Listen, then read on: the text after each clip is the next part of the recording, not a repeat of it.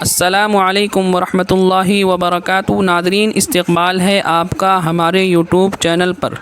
ناظرین، آج کی بہت ہی اہم خبر کا عنوان ہے کہ آگرہ میں جہیز کا لالچی دولہا نکاح کے چند گھنٹے بعد ہی دلہن کو طلاق دے کر چلا گیا۔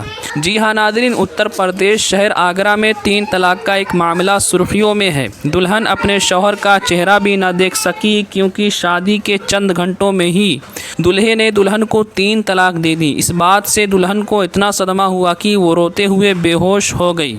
جہیز میں گاڑی اور زیورات کا مطالبہ کرتے ہوئے شوہر نے اسٹیج پر ہی سب کے سامنے دلہن کو طلاق ثلاثہ کہہ دیا۔ دلہن کے گھر والوں نے دولہے کو بہت سمجھایا، ہاتھ پاؤں جوڑ کر بھیک مانگی، لیکن جہیز کے لالچی بہو کو الوداع کہے بغیر چلتے بنے۔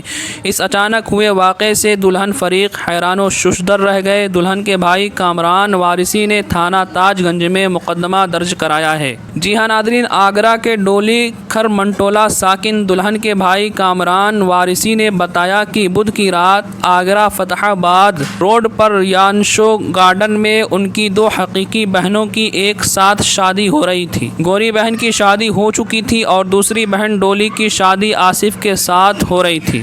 بارات کو جلدی بلایا گیا تھا لیکن بارات صبح 4 بجے پہنچی۔ شادی کی تقریب مکمل کرتے ہوئے صبح کے 6 بج رہے تھے۔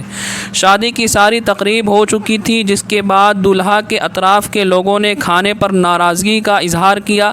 دھیرے دھیرے مانگ بڑھ گئی۔ دولہا فریق نے لگژری گاڑی اور زیورات کا مطالبہ کیا۔ دلہن فریق کے پاس لگژری گاڑی دینے کی استطاعت نہیں تھی، جس کی وجہ سے معاملہ گرم ہوتا چلا گیا اور لڑکا دلہن کو طلاق دے کر چلا گیا۔ لڑکے کے بھائی کامران وارثی اب پولیس سے انصاف کی درخواست کر رہا ہے، جو کہ ڈی سی پی سے ملنے آگرہ ضلع ہیڈ کوارٹر پہنچے۔ میڈیا سے گفتگو کرتے ہوئے کامران نے بتایا کہ اس نے اپنی حیثیت کے مطابق دونوں بہنوں کی شادی کی ہے۔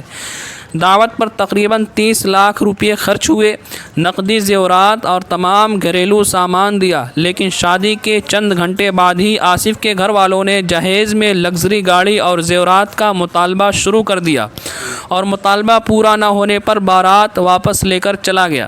لڑکی کے بھائی کامران وارثی نے آگرہ کے تاج گنج تھانے میں 7 افراد کے خلاف مقدمہ درج کرایا ہے۔